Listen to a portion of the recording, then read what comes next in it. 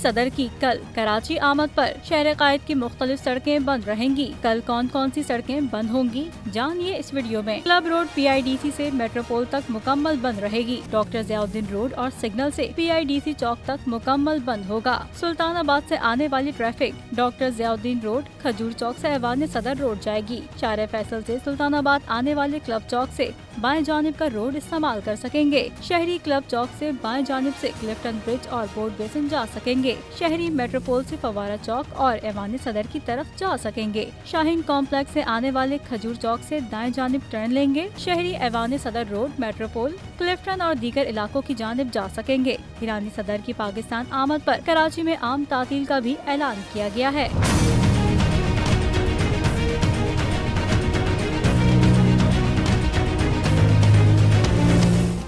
Subscribe करें और bell दबाएं ताकि कोई खबर रह न जाए।